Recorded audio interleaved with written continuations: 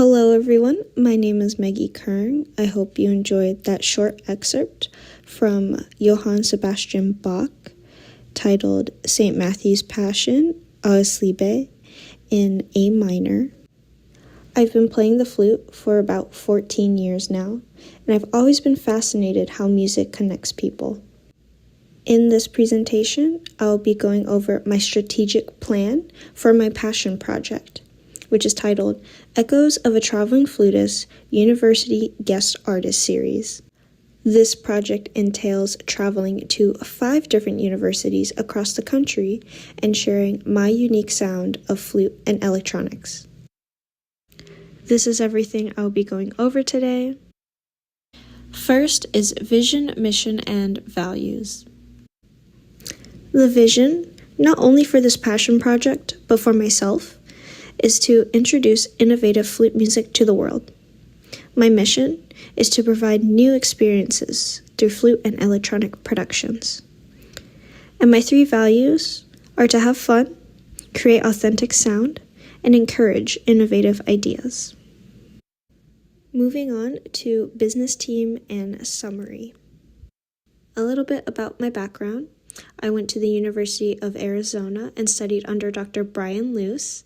I got my Bachelor's of Music in Integrated Studies, which focused on music production and business management. I paired that with an arts administration minor, and that's where my interest in business began. I then went on to enroll at the University of Central Florida to get my master's in integrated business. Through the program, I've gained 2 mentors and 4 career coaches. I've really learned how to build my teamwork and soft skills. This leads to my major accomplishments. I was selected for the Premiers Across History from 1607 to 2022 with a $5,000 reward for my original composition called Meet at 12. I was also the 3rd place winner at the Orlando Magic Innovation Challenge 2024 in January.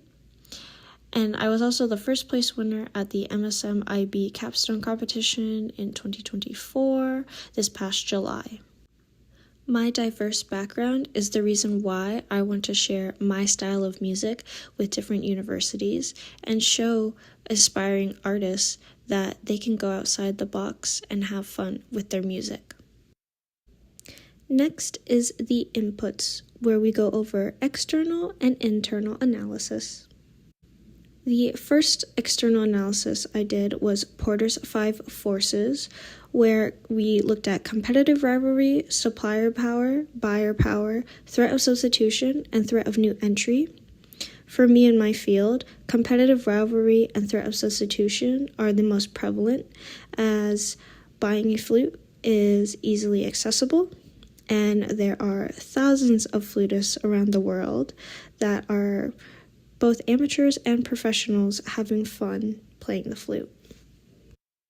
The second external analysis I did was a pestle, looking at the political, economic, social, technological, environmental, and legal aspects of the entire music industry that I'm in. The major theme that I found was money and funding. For political, the National Endowment for the Arts is really important, helping with federal funds. But then in social, there's a rise in alternative forms of funding from artist friends and their fans. As well as technological, there's different crowdfunding sites that artists are able to rely on, as well as social media to boost their fan base. The first internal analysis I did was a SWOT analysis, looking at the internal strengths and weaknesses I have, and then the external opportunities and threats I face. My biggest strength is I have a diverse professional background and skill set, both in music and business. And then there is a plethora of opportunities I have, as there's always a changing music industry. I have many connections from my undergraduate and master's program. There are tons of electronical elements that I can incorporate to my music, and there are federal funding opportunities for the creative arts. The second internal analysis I did was a BCG matrix. I put myself as a question mark. This is because there are thousands of flutists worldwide. Whether it's a hobby or professional career, everyone is super duper talented. So while the market share is low, there's plenty of opportunity for the music industry to always be changing. And my project combines modern and classical techniques with the flute.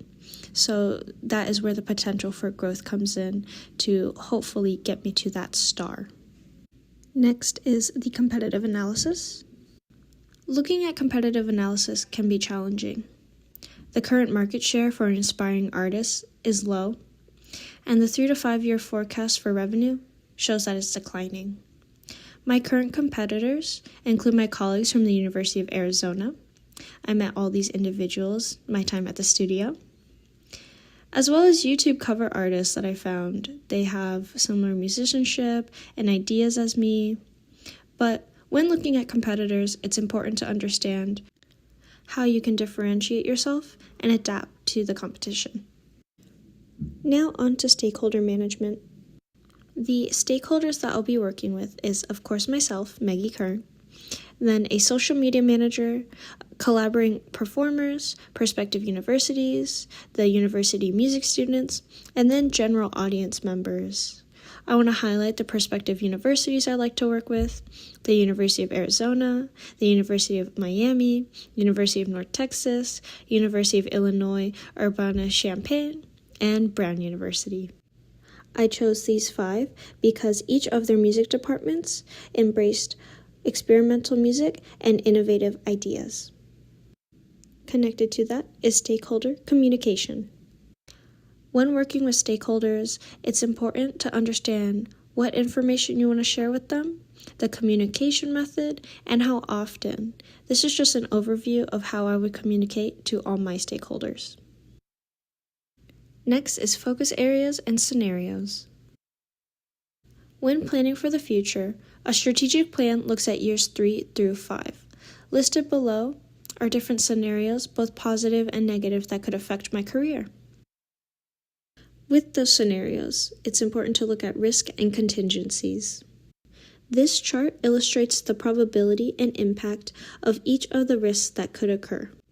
For me personally, the 2 biggest threats are instrument theft or damages, and then my health. While the probability is low, the impact is high, and this can affect my performance as well as my composing abilities. Now let's look at action plans to accomplish this project and manifest future scenarios. The first action plan is to build my music portfolio. The most important steps is to schedule time to practice and compose, as well as create and record all the media. The second action plan is to build my network. I plan to attend music festivals, workshops, and other similar events, as well as join online membership groups, connect with people on LinkedIn, and through social media. The third action plan is to build my social media presence. It's important to set clear goals and expectations for content production, as well as create a consistent posting schedule. When implementing these action plans, there's also an investment needed. My 3 main categories include music equipment, human resources, and social media. Now we look at key performance indicators. I have 4 main categories for my KPIs. I'm looking at marketing and promotion, concert performance, audience engagement, and streaming and digital. What's important to any artist is to grow their fan base. I want to focus on follower growth, number of direct interactions with my audience members, and the amount of playlist additions. After looking at this plan, what are my next steps? It is to implement my first action plan to build my music portfolio. By the end of 2024, I want to create my first album ever, and is inspired by anime and Japanese pop music. The next slide will show a teaser of the piece I'm currently working on called Tenkyu. It's from the anime Kono Oto Tomore, Sounds of Life.